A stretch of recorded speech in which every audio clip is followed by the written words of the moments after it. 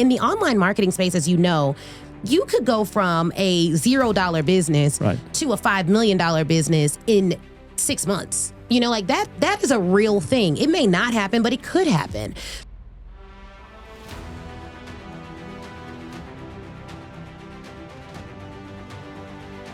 Welcome to another episode of the CEO DNA podcast, the podcast where we don't just talk about success, where we break it down to its very deep DNA. I'm your host, Michael Kloep, and today's conversation is one that's going to challenge everything you think you know about ambition, risk, and reinvention. My guest today is someone who had everything society tells us to try for. A law degree from a Northwestern University, a six-figure corporate job, a seat at a table of power. But instead of staying in the comfort of what the world told her is good, she did what most would call unthinkable. She actually walked away. But here's the thing. Ashley's story isn't just about business. It's about identity. It's about the courage to break free from expectation. It's about what happens when you realize that the system wasn't built for you. You decide to build your very own system. Today, we are going beyond the headlines and success stories. We're talking about the fears, the doubt, and the weight of breaking generational cycles. The cost of betting on yourself when the stakes are high. Ashley doesn't just talk confidence, she actually lives it. And trust me, by the end of the episode, you might just start seeing your own potential differently. So get ready, because it's really time for this conversation. It's going to be raw, real, and extremely powerful. So let's dive in. Welcome, Ashley. Thank you for having me. I'm glad to be here. So what is for you a good DNA of a CEO? Ooh, that is such a good question. I think the DNA of a CEO is resilient. Right. I would say the DNA of a CEO is a risk taker. And the DNA of a CEO is relentless. Right. So you also now have your own business, and you also are CEO now in your own terms. So how are you managing your team? When I would ask your team, what would they tell you about you? I think my team would tell you, actually, we did like an executive weekend program at Dartmouth. Right. And they actually made us rank ourselves as a leader. And then they also had us give our team the same ability to rank us as a leader. And so I can tell you exactly what my team would say about me. I'm excited. And they would say that I am hardcore on goals and that I care a lot about people and getting the result. That is exactly what they would say. And so I think I ranked myself tougher on myself than they ranked me on them, if that makes sense. For sure. Because I am definitely a driver. Right. So why are people so important as of your understanding? I think people are everything. So in terms of our team, I will hire for character before I will hire for skill, at least on my core every single day team. Now, there are some areas like my accountant, I need you to have the underlying skill down before I even bring you on. But there are some roles where you can really hire, if you have the right personality, you can actually train them to be the right team member. And for what we do, especially in the internet marketing space, the online coaching space, there aren't a lot of people who are launch managers. Like, that's not a traditional role that you go to school for. So for some of the roles in our company, we basically have to build the prototype for that role. So I need you to have the right character, the right work ethic, the right identity, and then I can teach you the underlying skill. You can't always do that, but that's why, to me, it's important to have the right people around you. And your quality of life as a leader is built up on two things, like the people around you, so your team, and the people you serve, especially in the coaching profession. If my clients are not, who I'd want them to be, that diminishes my personal quality of life. Right. I think it's so powerful and so important for every entrepreneur, CEO, and of course founder to understand that we really need to invest in people. And I think the values are the foundation, right? So trust, loyalty, motivation, yes. Things that you said. And skills nowadays, also with artificial intelligence and yes. so many new technologies coming, I think we need to then provide to them, right? Yes. Yeah. Let's talk about your current business. So what are you offering to the world? So Speak Your Way to Cash is essentially a sales training company for entrepreneurs. So we really specialize in helping service-based business owners learn how to sell their services to large and small companies alike.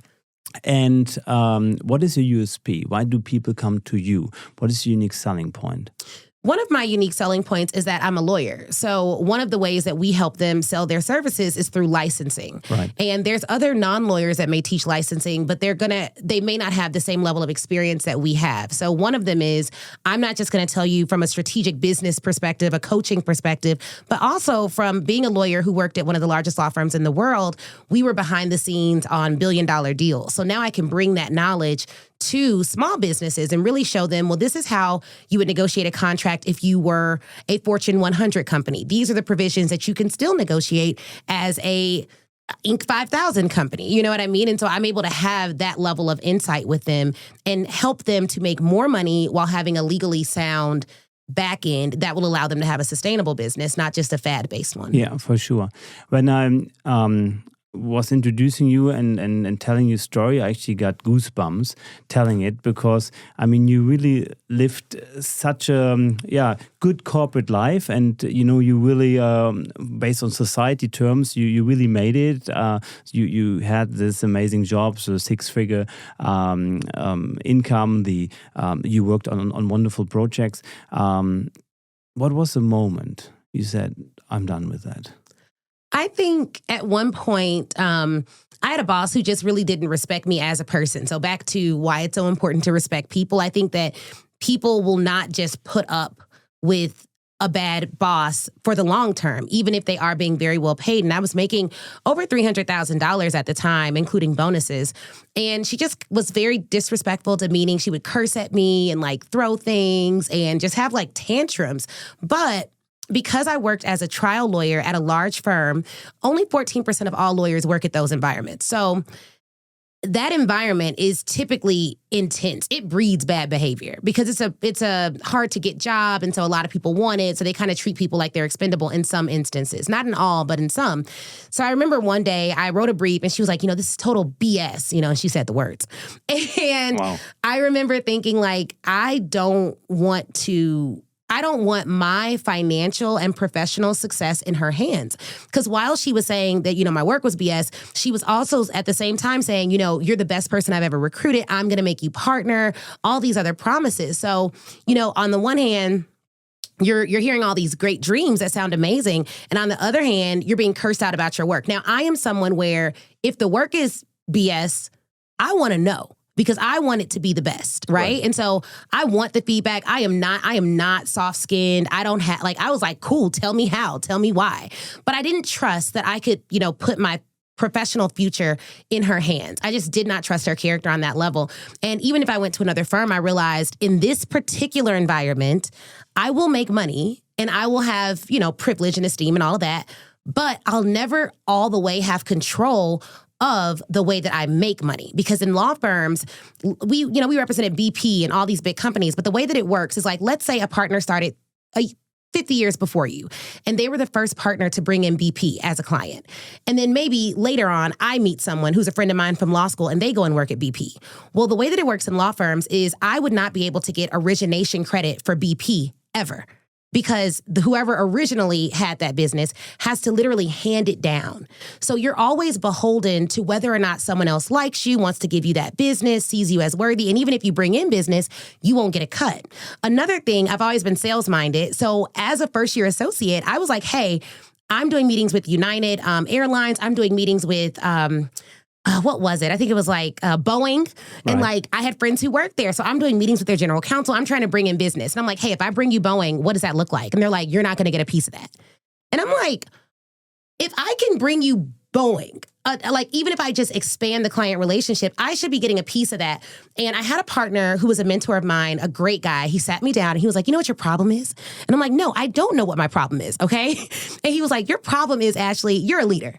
We don't want leaders right now. You're a third-year associate. We want you to be a follower. And he was like, now that's what we want. Now I'm going to tell you something as your mentor. He was like, I went to a meeting and it was like kings and it was princes and it was heads of state. And it was a woman who walked in and she was a consultant and she was making more than half the people at that table. And he was like, you could do what she does. You could consult, you could advise big companies because you're fearless. You don't care about all of that.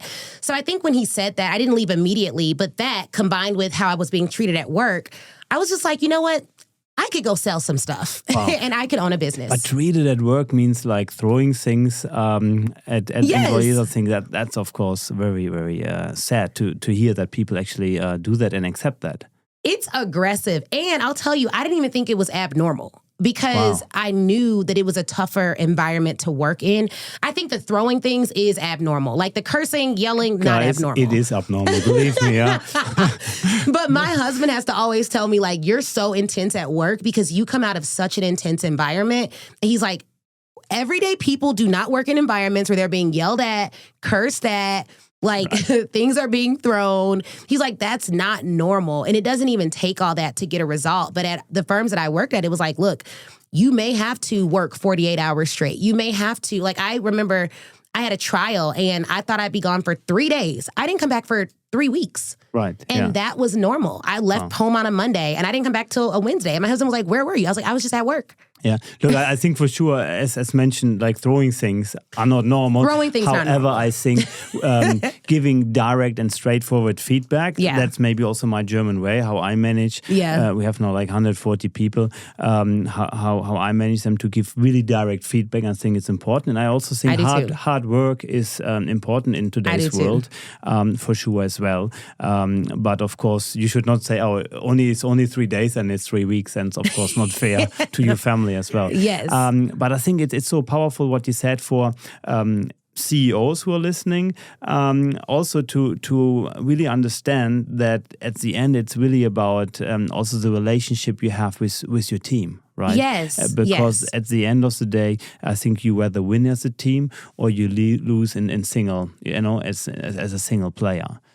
Yeah, there's a quote that I read. I wish I could remember the name of the book. I'll give it to you afterwards. But it was written by some Navy SEALs, and it's about leadership. And maybe you've heard of it. But one of the lines that stood out from that book to me was that there's no such thing as a bad team, only bad leaders.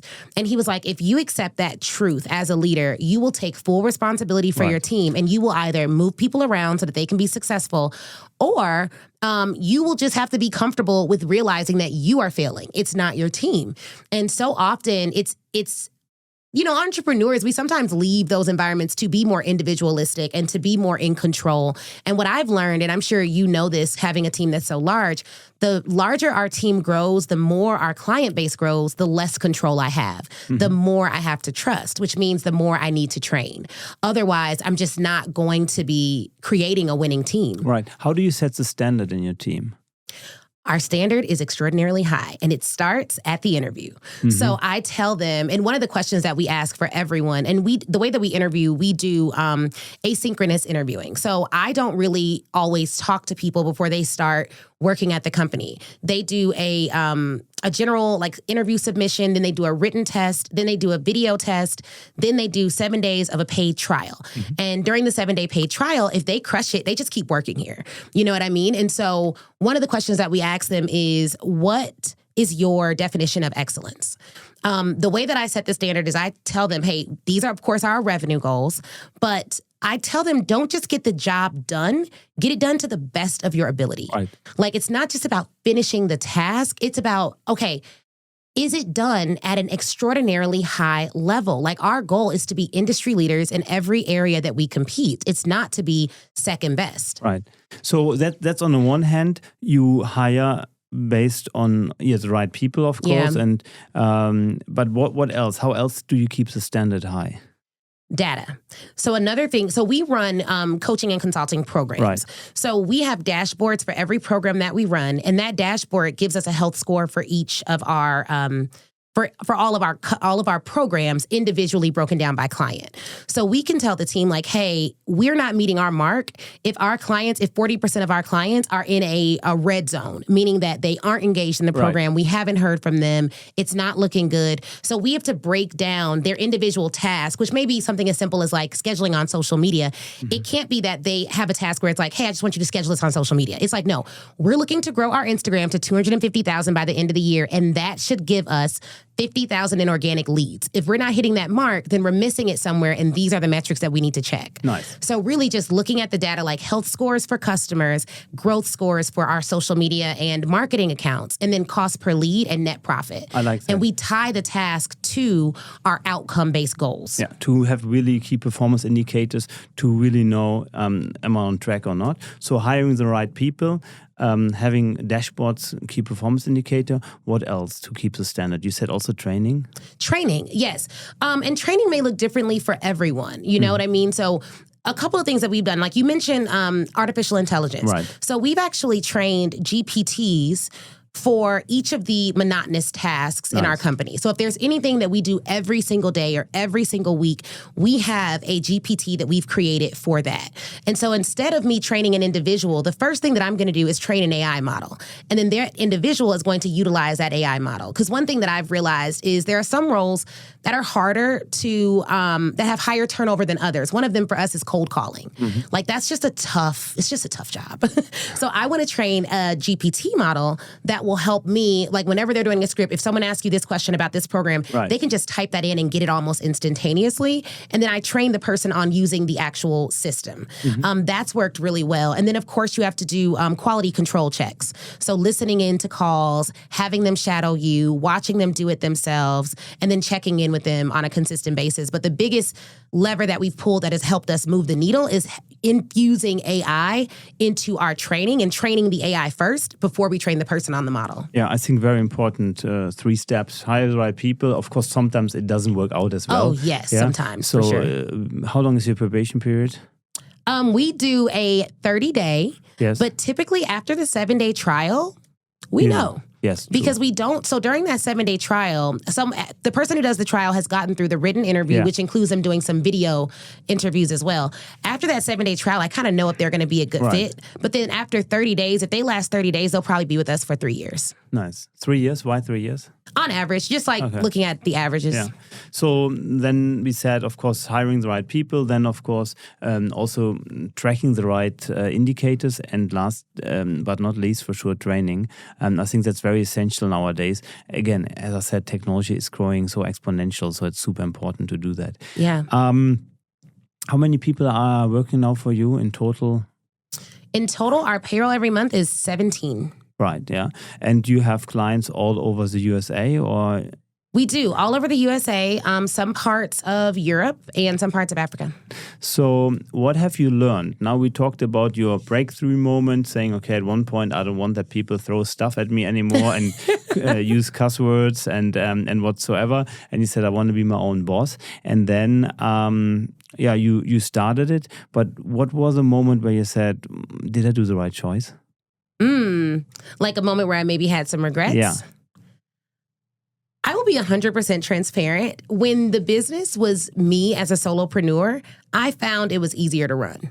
I think that once you start bringing on team, that's when you really have to ask, like, is this going in the direction that I want it to go? Yeah.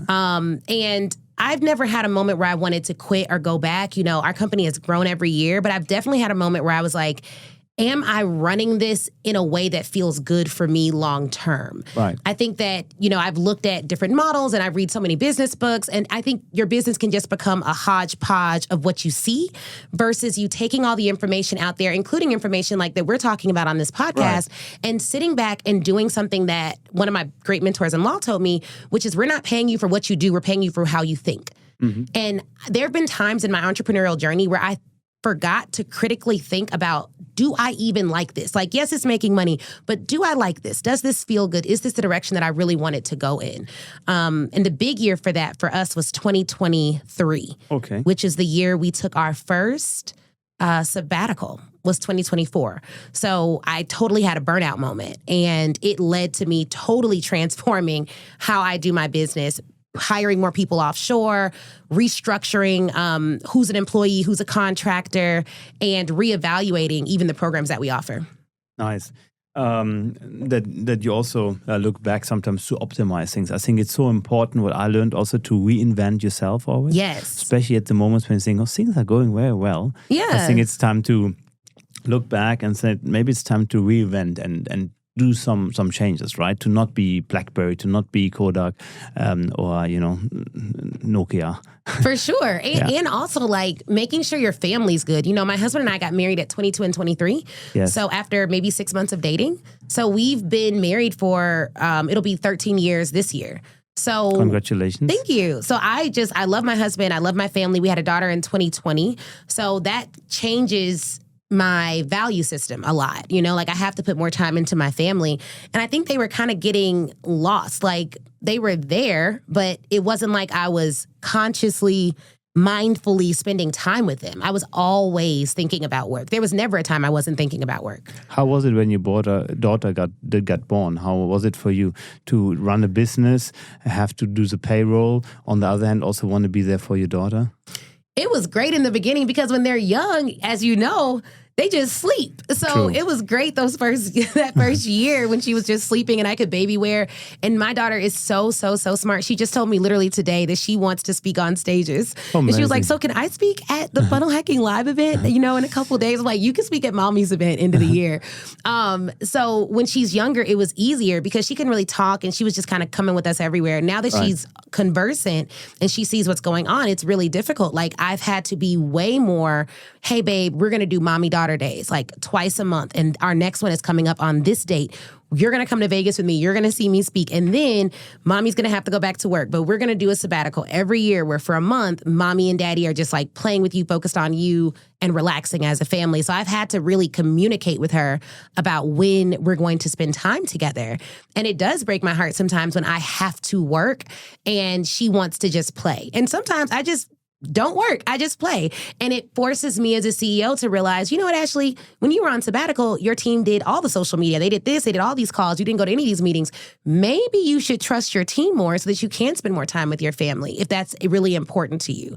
So it's really difficult sometimes, but I also know that I've always said I won't make my children or my child a scapegoat for my dreams. Mm-hmm. So I won't ever not achieve something and then say, it's because I'm a mom. Like that's just not, for me, that's not where I'm at. Powerful. I think it's very important. Yeah.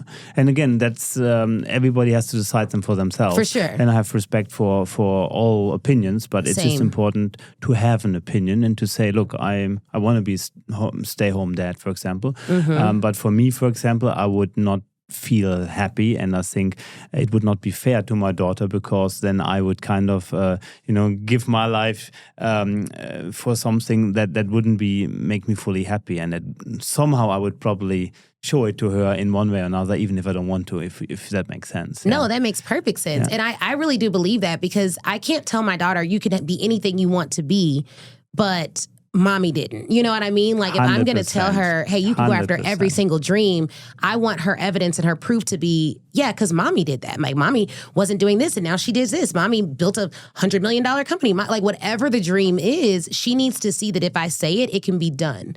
Like I want her to see that thoughts become things with work. And I have to be that evidence for her. Yeah, no, for sure. And it's interesting. I think it's also very important to spend quality time instead of quantity. And I mean, respect that you already said, look, we have like one sabbatical each year. Yes. I mean, that's so cool. And I think in a corporate world, you, for example, could not do this so freely as you can do. And I think it's so important to kind of then, if you have time with your kid, my daughter is 3 years old, as I told you, I'm there. Yes. And like, for example, we always have dinner together and my phone is always off the table. And one time I accidentally put it on the table and she said, no, daddy, no phones on the table. Wow. So it was really, and I think if you set up those rules, that's why I mention it to the listeners. I think it's so essential. That is I like that rule. I'm going to talk to my husband about that rule. It's really a good rule. Because then you're really in a moment. And that's, I think, what's about when we talk about quality time. And I learned this actually from an entrepreneur I talked to, and he said, look, I have 2 kids. And he came to me and he's like a bit over 60 years old now, and he started massively crying. He said, Michael, I have so bad thoughts about when my kids were small because I worked so much. And yes, I took some time off, but I was then there, but I worked way too much and I can never forgive it to me. And one day he came to me and he was the most happiest and smiling person I ever met. And I said, what's going on? He said, well, I talked to my kids. said, finally, you did what I told you to just openly ask them, what's going on. And he said, look, I talked to them. I said, I have really a bad conscience about not being there for you. And he said, Dad, we had the most wonderful memories because when you were there, you actually were there. Yes. You know? Yes. And the mom was also sitting on the table. And she said, look, guys, I stopped working for you guys. I was there all the time. And there's not one memory you mentioned now having with me, right? So it's about the quality time. That's what I realized at this moment. It really is. And my dad's an entrepreneur, and I remember him working all the time. And he would work whenever he would work a lot, but he was at every single event. Like to this day, my parents have not missed an event, and I'm grown. Like they're literally flying here to come to Funnel Hacking Live. Amazing. Like they do not miss every event that we've done for our company. They're there. They've spoken at almost every event that we've had. Nice. Like they're really involved. So family is really big to us. And my husband's family, they come down and they work our events, and they've actually started like an event staffing company to kind of like staff the event. So we've even thought of ways to, make sure our family is a part of the commerce that we create. But yeah, family is everything. Like I'm really blessed to come from a good family. I think that's so important to talk about, to also be able to fully include your family. Yes. Right? So we had a big event now in Dubai with our company, and my mom also came. My daughter was sitting there in the back dancing. Yes. And my wife. So I think that's very important to understand that you can integrate it, because I think it's not always about work-life balance. For me, it's also about work-life integration. Because to really integrate, I think it's cool. Cool. So I understood now from your story, you had this breakthrough moment where you said, I'm changing things. And now you were successful every year. You set new records for your company. Looking back from today to, when you started the company, what advice could I give you to make your life easier? I would probably tell myself to trust the shifts. Like there were several times where I thought I was going to, like originally I had my own law firm, and we still have our own law firm, but I thought that was going to be the thing. Like I really was committed to law. I wanted to be on the Supreme Court. So I was literally building my whole legal career to go to the Supreme Court, including clerking for federal judges and networking in that field. But when I started my own law firm, I really didn't see that happening. And then it was my husband who was like, this law firm thing is great, but what they really want from you is business coaching and consulting. And I was just like, no, I'm a lawyer. Like I held on so hard to that title that had I not shifted to do something else, we wouldn't have grown the way that we've grown now. Right. While still keeping our law firm. But this business, Speak Your Way to Cash, was the business that I thought was too easy to scale. Like it just seemed like it came too naturally. It was too simple. Like law is hard. Like it's hard to become a lawyer. Like this is not necessarily hard for me. So I thought that the thing that was hard was going to be the thing that would really blow up, but it wasn't. So I would tell myself like, trust the shifts. You will have ebbs and flows, and you're prepared for more than you think. Right. But your business is also very much focused on you, on your voice, on your personal brand. How do you manage that? And is it important to really scale a company to kind of go out there and have the face or be the face of the company? I think it depends on what you're selling, right? And the documentary that I loved was Martha Stewart's. Like she essentially was a personal brand that went public. And some of the advice that I actually got from Damon John was that when you have a personal brand like mine and you really want to scale it beyond you, one of the things that you should do is build as much equity as humanly possible in your name, trademark your name, all of that, which we've done, and then create product lines. So we're now in the process of thinking, okay, the next 5-10 years, we'll keep building on this side and this business will be mine. But we're looking at what are the offshoots of the Ashley Kirkwood brand going to be? Like when you think of Anne Klein or even the Martha Stewart with all of the cooking products and things like that, I think that is where scale without me could possibly come from. I don't think it'll come from the actual coaching because like you said, it's really based on my face.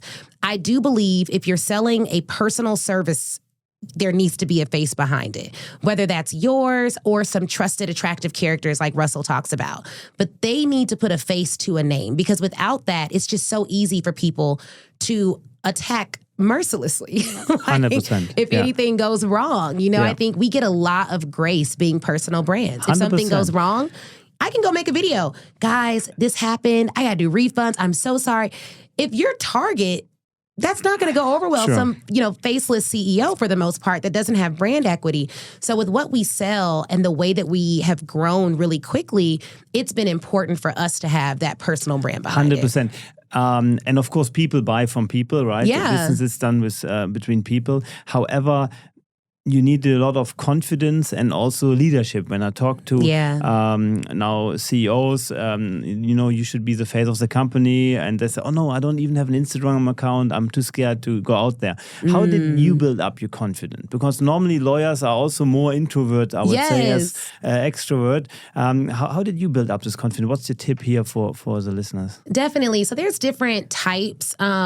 In law, maybe similar to accounting and some other licensed professions have different niches. So there's transactional lawyers that do deals kind of behind closed doors, and there's litigators. And those are lawyers that go out and like verbally fight with the other side. Right. I was a litigator. So you have to be at least comfortable using your voice, but being creative with it. Not all litigators necessarily do that.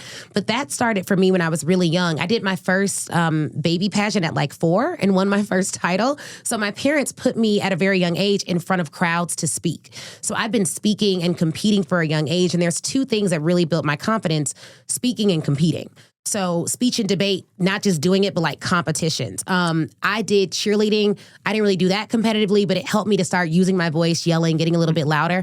As an adult, though, I would recommend Toastmasters. I would also recommend competition. So something I recently got into is tennis, and I play tennis competitively, like community tennis.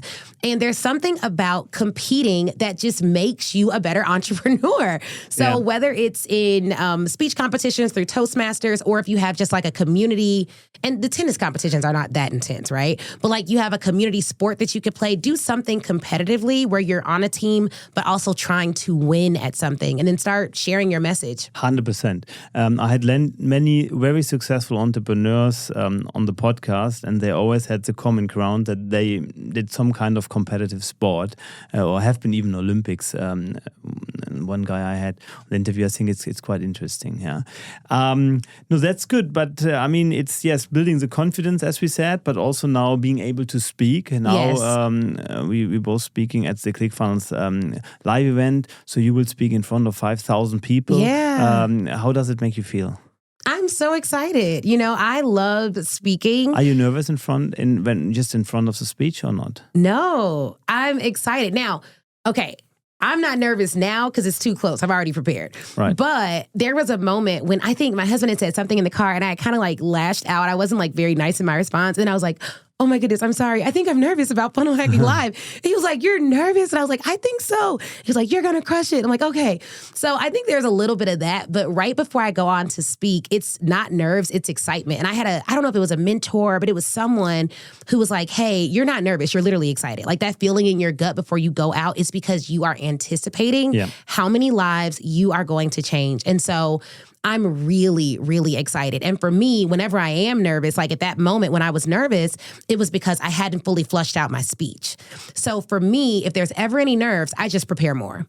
The more competent you are, the more confidence you have. So I think confidence is rooted in competence. So because if someone asks me my name, I'm going to say Ashley Kirkwood. I'm not going to say, oh, I don't know. Like, no, I'm not. I'm confident in what my name is because I've been practicing it since I was a kid. Right. There are other areas where I'm less confident. That means I need to put more competence into that particular area. So the more I prepared, the more excited I got. I did a run through with my community. I tried out the framework, reworked the slides. I'm using props because that's my topic, is how to use props to sell. And I'm ready. I'm like, let's go. This is going to be amazing. I like that. I think that's an important learning curve. What you said that, sometimes we just need then to prepare more. So I think first, whoever wants to start now speaking out there, go out there and do it. I just started the podcast. I just started it basically. And then, when I look back at the first episode, I say sometimes, oh my gosh, the podcast guest actually started to cry when I talked to him. Wow. It was about his burnout and the moments he had. Of course, it was very interesting looking back, but lots of things, you learn over the way. Yeah. And I just want to motivate people to just do things. Yes. And the second thing, what you said, I learned actually also from my mom, who said, Michael, there's only one reason to be nervous: if you're not well prepared. Yes. If you're well prepared, it's time to show. Because Yes. then you really did your homework, and then Yeah. it's time to do your best. I think that's so interesting. Yeah. Yes. And you did your best because you built this company and you actually retired your husband. Yeah, I did. What was the hardest conversation you had when you retired your husband? I think so I asked my husband to work with me right away. I was like, okay, you should quit your job. You should do this. It's going to be great. And he was just like, no, I like my job. I like my benefits. I'm not going to quit. What for a job did he have? He was so he's always been in education. He was the director of a nonprofit. So he was like a program director for a nonprofit. And then he went on to work in schools and manage programs in schools in Chicago. Nice. So he just loved his job. He loved the students he worked with. He loved the parents he worked with. But I knew that I needed help. And so if it weren't for the pandemic, I don't think he would have joined. But in the pandemic, they really didn't give teachers a lot of grace and support. And his company at the time really wanted them to go back into schools, even though there was so much going on with COVID. And that company was based in New York. So he was really seeing a lot of people that, he cared about and worked with get really sick. And they were still like, oh, no, nothing's wrong. Go to work. Eventually they changed, but they didn't know right away. And he was just like, I can't do this. Like, I cannot do this anymore. And he, after turning me down several times, came to me and was like, hey, can I join the company? I think it'll be great. And then we literally had a conversation about what that would look like. And I think the hardest conversation was, I don't even know if it was hard, but it was like awkward was, hey, this doesn't work for whatever reason. You're going to leave the company. I'm going to stay. We're going to stay married. Like, just so we're all on the same page about that. So we talked about that. Because what is your biggest hint to work together with your partner you're together with? Because I didn't figure it out yet. So my wife and I decided not to work together. We started one company some time ago, but then we said, okay, it's better. Our marriage is more important than kind of having always discussion at the dinner table, for example, about a business topic. How do you manage that? It is hard. I mean, because I'm also, and I typically find when couples work together, maybe the only couple I see with equal levels of intensity just outside looking in looks like Leah and Alex. Like outside of the Hermosies, most of the time there's one person who's like, I started this company. I am going to live, breathe, and eat this company. And there's another person who's like, all right, I'll come along. You know what I mean? And so my husband is definitely in the camp of like, I'm coming alongside the vision. And the biggest issue that we had in the beginning was me thinking that our levels of intensity now had to match because he joined the company. And that was not going to happen. Right. So what helped us was having separation of roles and very clear KPIs. So I would tell him, like, if you hit this revenue number, because he's over sales for our event. So he does our back of the room event sales. I'm like, hey, you hit this revenue number, you're not going to hear from me. Like, this is all you, like, you do this year, you're good. And then I have my own metrics for success. I think that really helps because thinking that we're going to have the same level of intensity just doesn't make sense and isn't really healthy. And then just really identifying where are his strengths and what are the areas that he's going to own apart from me. Also, I trained my husband in the beginning, but I couldn't micromanage him. Right. So when I would he'd be on sales calls and I'd be like, okay, let me hear that call. He's like, no, get out of here. So we literally had to have separate office spaces, separate roles, separate tasks. And the feedback just had to look a little bit different because we're married. Like, we just couldn't ignore the fact that we were married. I think one thing what I always hear, what's so important when a couple is working together, to have really clear, separate roles. Yes. I think that's super. I remember my wife always was saying, oh, Michael, don't be in the same room with me, because then I heard something and said, oh, by the way, don't do this, or even while she was on the phone, I went over and wrote her something down. Yeah. So I think it's just important to, have clear roles defined. Yes. Yeah. He did not like that. He was like, I cannot hit. And you know what's interesting? Our styles are different. He's an introvert. I'm an extrovert. Right. So the way I sell is a lot more direct. It's like, okay, are you buying this or not? Yeah. His sales calls will be an hour. And I'm just like, what are you talking about for an hour? But what would happen with him that would never happen with me is people would come up to him and be like, oh my goodness, Chris, you're right, my uncle's doing better. This is amazing. By the way, put me down for $50K. Like, because he would develop very deep, real relationships with them. And so we realized, because of my skill set, it's really good for me to sell one to many, one to thousands, front of the room. I can close people like that all day long. He is excellent one-to-one because he will find out the root of the matter. My mom is also excellent one-to-one selling at the event. We have found that not bringing in traditional hardcore salespeople has worked out beautifully for us. We will train our clients, my parents, my family, like people who really care about people, to do our back of the room sales after I do front of the room sales. And that model has been chef's kiss for us in terms of converting at our events and high conversion rates. So personality types matter. Oh, they matter huge.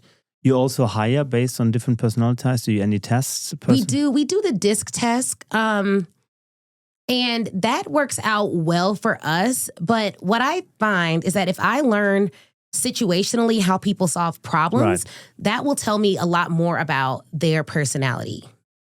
Interesting. So I hear a lot of success stories that you had now also building your business, having the family integrated, respect for that, very nice. But what is the price also for success? What is the price that you had to pay over the years? I have paid all kind of prices. One of the things that I think is a positive but did not feel like it is losing friends. People really, especially when in the online marketing space, as you know, you could go from a $0 business to a $5 million business in 6 months. That is a real thing. It may not happen, but it could happen.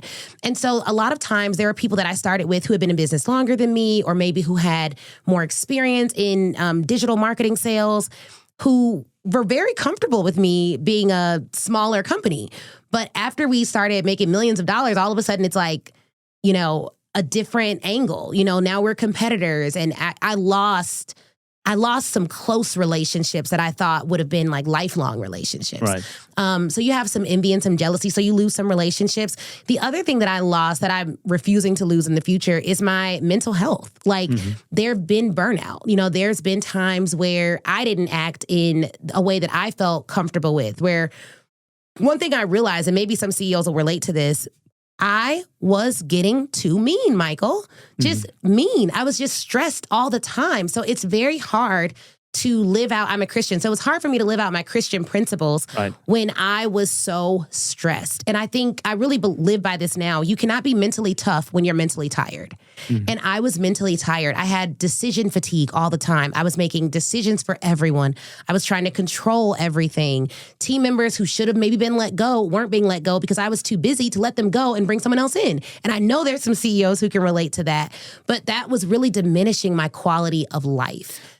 How many good decisions can you do per day? Oh, I would like to make, I don't know, I feel like I make hundreds of micro decisions a day. So you're a micromanager? I don't micromanage. I have your team here, I can ask them. I don't think I micromanage, but I don't think I properly empower. So maybe I won't be the one to say like, is this done, is this done, is this done? But I will be, they'll know that I want it a certain way. So they'll come to me and be like, is this done right? Like, what do you think about this? And what do you think about that? And hey, we got this email. And so I've been trying to do a better job about empowering. And what happens, and this is a big fault of mine as a leader, is because I like to get things right and perfect and be a little bit more controlling. We have someone at our company who's excellent. She's literally a rock star, but her leadership style mirrors mine. So now maybe I'm not doing everything. She's definitely helping a lot more with the day-to-day management of the team, but she day-to-day manages like me. So now she's just doing it herself instead of empowering. And so that is one thing that we're constantly working on, is how do I empower not just those that are beneath me, but then empower them to empower the people that are underneath them? Like, what does that look like? Absolutely. I'm also a Christian, and I realize sometimes as well that, it's in a very stressful situation, you do not react your best or to be the best version of yourself. So true. One really strong point is decision making. I think it's such an important thing that even people who like to micromanage, maybe even me, probably my team would say yes. I would say not always, but they would probably say yes. It's important to pass on the decision to somebody else, and also tell them, don't come to me for every left or right. Yeah, that's so good. Yeah, that's why I said, like, you should limit yourself to a number of decisions. Jeff Bezos said, like, 5 decisions per day would be maximum he's doing it. I saw that clip. Yeah. I saw that clip of Jeff Bezos talking about not making all those decisions because it's just, you can't do high-value CEO level thinking. Absolutely. When you're making all those decisions. And it starts for me, for example, sometimes what I order for lunch. So I have it very structured that, I kind of outsource that. And I love that. And I think it's very important. And I'm just mentioning that to understand there are really sometimes small decisions, but they add up. They do. And they add up for stress. And it can be, in my understanding, where do you want to sit in a plane? What do you want to eat? Well, like it's just so much then sometimes I think it's important. I'm taking that from you. Good. So how many decisions do you try to make per day? 5. 5. Yeah, so I'm pretty much to that, and I also have certain times when I like to take the decision. So I think I'm very fit in the morning, so that's my power time. So then I think the best decisions I can do then. Okay. Yeah. That's good. I like and that. meetings are for me more like exchange of information. It's not really directly always decision. It's more like to exchange, and then I think you need to go back and do the decision later in a smaller. Now, I do not like meetings. Yeah, that is one thing I try not to have. I don't want my calendar full. So how does your day look like? My day looks like wake up, try to go to my prayer room. I can't do it every day. I wish I could, but I could do it every day. I have not done it every day. So I try to spend some time either in prayer or working out, if not both. And then I go play tennis. Definitely do that. And then I will look at my calendar and I'll try to get all of my work done, any work that I actually have to do. And then I assign out what the implementation of that work. So I'm typically not the implementer in everything, but there's pieces of thought leadership that I have to do. And then I will push that out. Looking at data happens in the morning. And then I talk to my operations manager every day. I think it's so nice that we can understand, I think especially as entrepreneurs, but that we can plan our perfect day. Right? Yeah. And the perfect day is similar, like what you said, it's first to take care of ourselves, whether it's you do meditation, you pray, you work out, and then you're also ready for the day. I think that's so essential to understand as an entrepreneur to do that, because if you don't do that, yes, you can do that maybe for a certain amount of time, but too often then you actually have a burnout. And I had already many guests already who told us about it, and I hope many out there listening to, and that it will not happen to them. Yeah. And then I have client-facing responsibilities. So I have to coach and do content. And that's a big piece of my week is content and coaching. What is your biggest hack for saving time?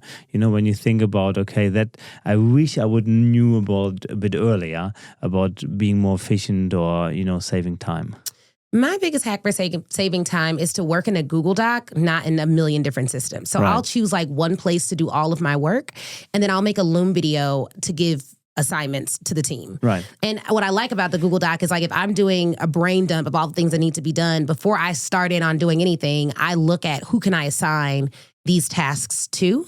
And then I put everything in one document. So even in preparing for my sabbatical, we had a sabbatical prep document. And it had all the content that needed to be structured. Anything that I needed to do, I did it in that document. I didn't go in there and then go in another file and go in another file.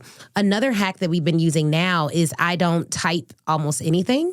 I go to a Google document and go to voice to text, and I speak it and have ChatGPT write it all out. Very nice. So that I'm just speaking. Very interesting. Yeah, I think it's so important. One more hack, and you kind of mentioned it as well, I think is outsourcing. You know, to understand that you don't have to do everything. And if you don't have an assistant, you are the assistant. Some time ago, our managing director called me and I said, "Hi, how is it going?" "Yeah, I'm just scanning all the mail." I said, "Why are you doing that? You're managing director of a big company. And it's good to stay on the ground and do whatever needs to be done. But if it's a normal process, you should see what can you actually outsource and what do I need to do, where my core competence is, right?" Another hack is hiring home help. Wow. So that is a big one. I have made a YouTube video, 20 plus things every entrepreneur should outsource. Nice. We have a lot of home help. And one thing I want to do this year is optimize the home help so that we can have the best home help that we need. But hiring an organizer for my house, that my house has systems, and then having a cleaner on a schedule every week coming really does help. And then for all our doctor's appointments and my kids' appointments, scheduling them out for the year. I always say kids, but it's one daughter. But my kid appointment, I schedule all her hair appointments for the year. I schedule our mommy-daughter days and the babysitter for the quarter. I schedule, I don't like driving, so I don't drive. I schedule the driver to come. Even on our mommy-daughter days, I find I'm less stressed if we go on our mommy-daughter day and we're both in the back seat. Right. Otherwise, I'm like, let me put her in. And I'm always worried about safety, like someone behind me. So I just hire the driver. He's great. Our driver's awesome. So I hire him and that helps. Anything that can make my day-to-day life easier, if you can afford it, do it. And one thing I'll say to anyone who's listening who's like, I can't afford to do that. You may not even know. I used to always want a driver and I was like, it's going to be so expensive. It's not. You don't have to have a full-time driver. You can buy a bulk of hours and you can negotiate how many hours you're going to buy per month and get a bulk rate. Some of these things are less expensive than you think. Our cleaner, less than $200 a week. And it's a good investment. Yeah, I think so too. So outsourcing, I'm a big fan of it. So good, we will link the YouTube video. I think the 20 things you can outsource. Because I think especially at home, there's so many tasks, then it's good to have some help. And and also to focus on where you're really good at. If I should do the bed or cook every day, I think nobody would like my food, right? Let's talk about generation wealth, because you also talked about that. How important is that for you to pass something on, and how do you prepare for it? That is very important. One thing that even my dad talks to me about all the time is where his investments are. So, when I pass, this is what you should be expecting. This is how we set up our estate. This is what you should be investing in. My family is really big on investing. My dad owned a mortgage company for several years. He was the first entrepreneur that I knew. And he always talked about investing in not just real estate, but also the market and doing options trading and stocks. And so for our daughter, we had her college fund, or we have her college fund. She already has stocks. So she's going on that path, but also we talk about generational wealth in terms of money, and that is important. So you got to have your investment set up, get a good financial advisor. But the best financial advisors we've gotten have not been financial advisors. They've been other people with wealth. So I would say find someone who is doing well financially and just ask them, hey, how do you think about multiplying your money outside of direct labor? We've gotten really good advice by asking that particular question. But outside of the money piece is generational wisdom, making sure that my daughter has confidence, making sure that she has the ability to understand that she is valuable, that her voice is valuable, that she should be asking questions, that if she doesn't like something, she can send it back, teaching her those things as well. But practically, we're investing in her college if she wants to go there. We're also investing in stocks. And then we want to make sure that we are putting assets in our trust so that she's not a trust fund baby without the trust not funded. You know what I mean? So we're buying properties and things like that so that she can be set up. Yeah, so that's, I think, interesting because some people would also say, I give my kids the best education, and I'm partly in this corner. But then at one point, they need to be kind of self-made as well. But you think it's good to give the kids already, let's say, the base, or? I do. I think it's good to give them a base. I also think it's good to tell them how things happen. Our daughter doesn't really understand. She's 4, so she doesn't all the way understand that not everyone has this. I was just broaching that conversation of hey, Christelle, not all kids travel out the country. And she's like, well, why not? And I'm like, because, not everyone in our country has the same access to resources, has the same ability. Your mommy and your daddy, we're able-bodied. Not everyone is. I was fortunate to grow up in a family that had some level of money, I didn't have to worry about college or law school.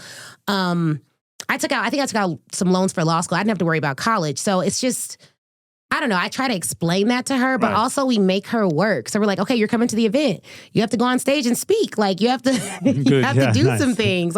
We're working today. This is your obligation to work. And so now she's doing this thing where she's like, oh, I have to work. You can count on me. It's from her Paw Patrol show. So, so she's learning that. But I do worry a little bit that she thinks that it's normal.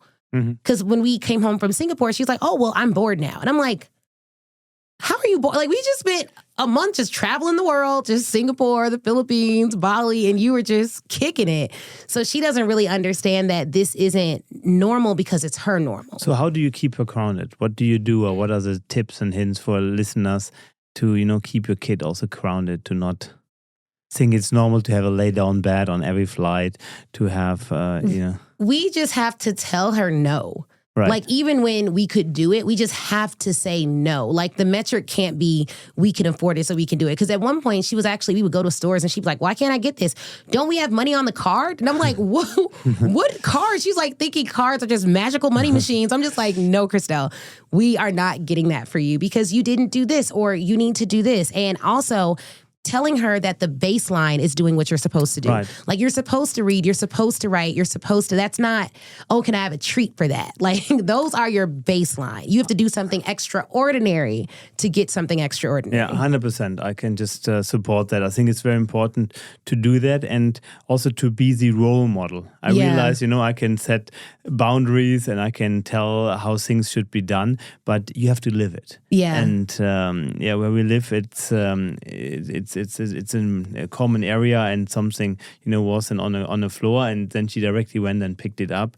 We live close by a hotel, and then it's so interesting to see her now taking care also about the hotel, because when she sees me there, we make sure things are throwing in the bin and so on. Mm-hmm. I think that's something what I learned also for companies, to be the role model. Yeah. To walk the talk, right? And we all say yes, it's important, but you actually have to do it, when nobody's watching. Yeah. And that are the moments I realize that count double, because, somebody is at the end still watching. And I think that's so important. Yeah, I do too. And I mean, parenting is one of those things where I feel like there's a book, like How Not to Raise a A-hole.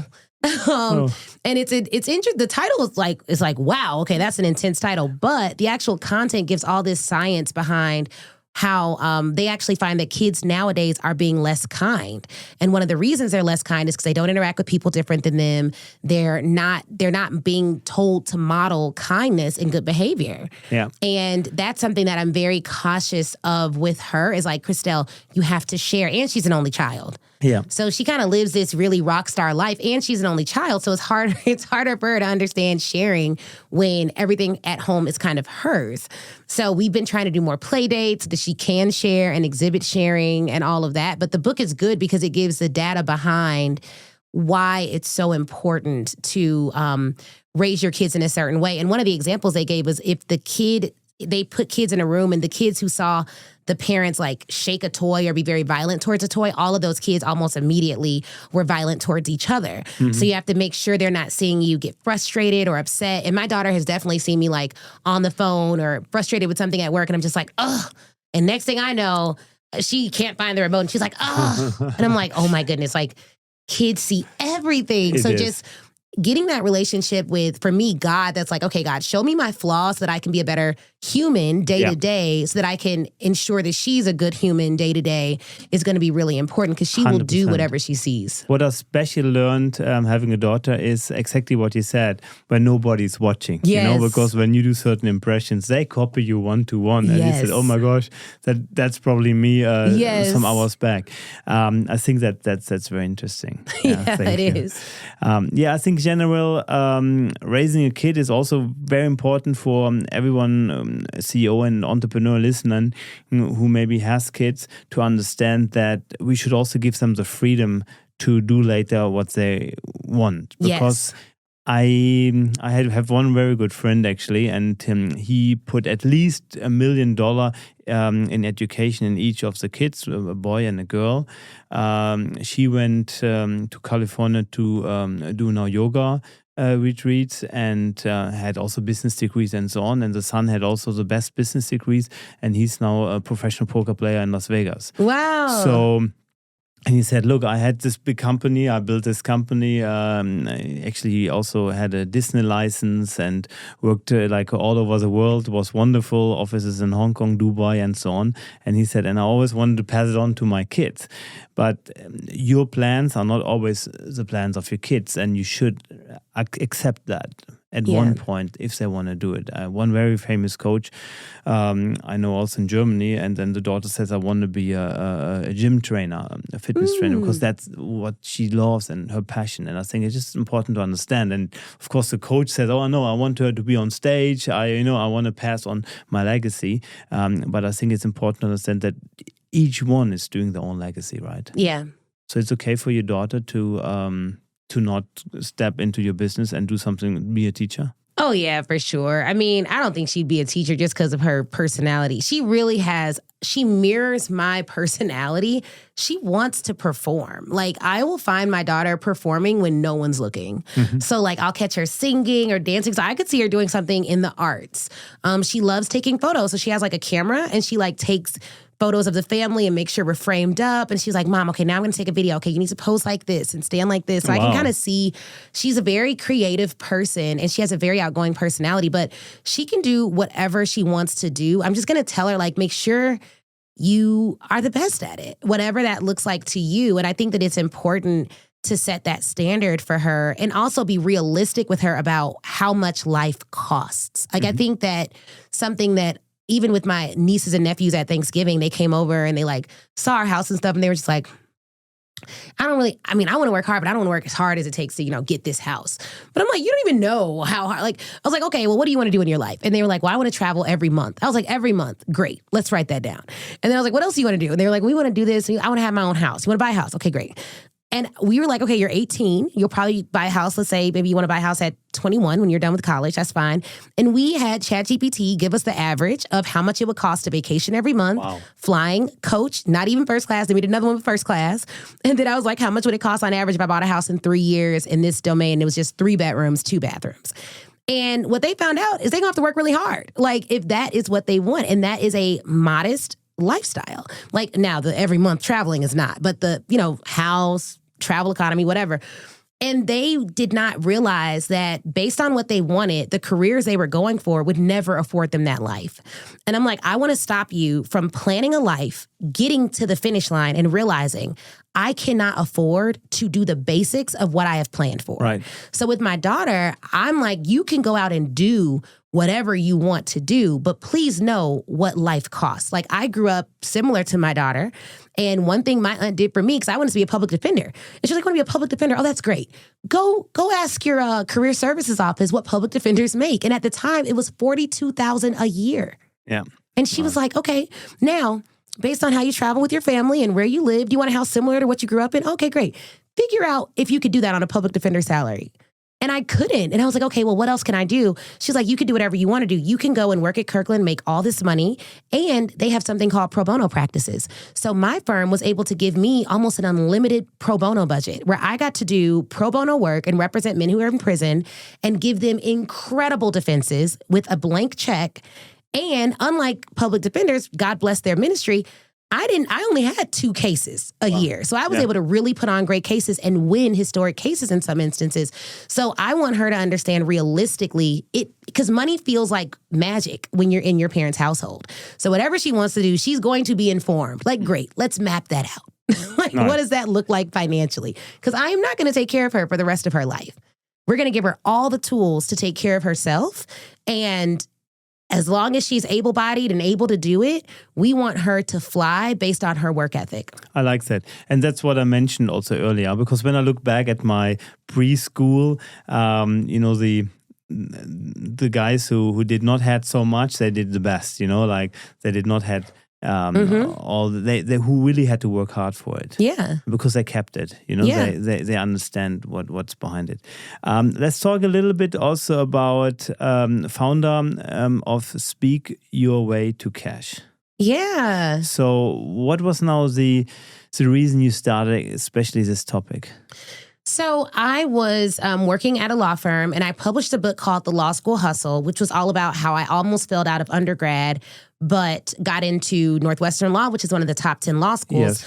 And so in order to do that, I basically had to, one, go to a lower ranked law school first, which was another law school in Chicago, and get all A's there. I was like top 3% of my class there. And then I transferred into Northwestern Law School and graduated cum laude from there. But in order to do it, I had to develop a study system. And that study system is chronicled in the book, The Law School Hustle. Mm-hmm. After having that book, which I wrote just because law students kept asking me, like, how did you get into this firm? How did you get into this school? I don't have the best LSAT score. Like, how can I do the same thing? And that was really when I started coaching. I didn't know it was coaching then, but that was when people were coming to me with a problem and I created a solution, which was the book. But the book really wasn't enough. People still had questions, so I started a speaking tour. And I had a free intern that basically started calling all the law schools and was like, hey, this book just came out, because I was working in big law at the time. Will you have her come in and speak? And I started doing my speaking tour from that. And people started seeing me speaking at all these different colleges. Or actually, when I did my speaking tour, I had just left my job. This is probably the first thing that I did on my own entrepreneurially. And when they kept asking, like, how are you getting paid to speak? What does that look like? That was when I decided, okay, I should probably teach them how I'm getting these contracts, because I was literally pitching them. I didn't know these schools. I didn't know these people. And we were pitching cold. And I was like, this is something anyone could do. It just takes some time and some grit. And I was familiar with outside sales because before I was a lawyer, I did sales and I did cold call sales. So 100 calls a day for several months. So I've done over 20,000 in like cold calls. And out of 100 calls, 2 people would say yes to something that I was offering. So I knew the law of numbers was just like, if I keep going at this, I'll get better as time goes on and someone will say yes. So cold outreach was something I was familiar with. And I realized a lot of people weren't. And I just was like, okay, well, I'll just do an event to help all of you at one time instead of answering all these questions individually. And that event was Speak Your Way to Cash 2019. It was 10 people in a conference room.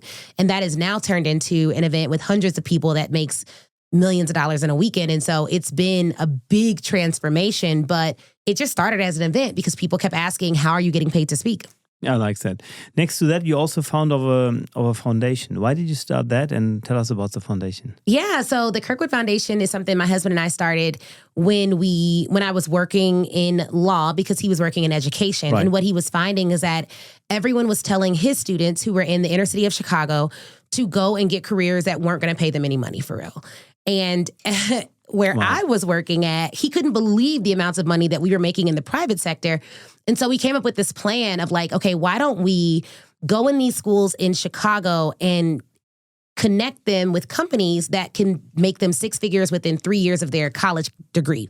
So we went out and found all the fields that could do that. And then we would take them to Google and we took them to other companies that would allow them to have some upward financial mobility.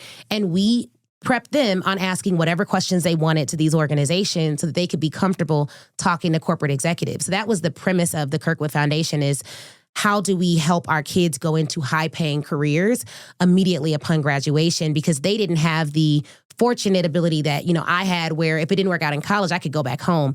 They didn't have that. And they also didn't have the guidance that we had, or that I had growing up, which was like strategic counsel about this is how you negotiate your salary. These are the fields that pay. This is where you should be targeting your professional pursuits, because you need to have money in order to live the life that you're used to. So it was great. We did it. We had a class. We did it for 3 years. And when our class graduated, we sunsetted the foundation. And we recently started the Speak Your Way to Cash Foundation, which will help entrepreneurs who maybe aren't in a financial position to invest in their businesses the way that everyone else is. Yeah, I think it's so important also as a entrepreneur to do already some things what you think is right, and to start maybe a foundation or a charity, or to support one. You don't need to maybe create one yourself, but I think it's very important, because people often told me, and I had some billionaires I talked to, and they said, okay, at one point I want to do it. And I told them, look, if you don't do it now, you will do it never. So I think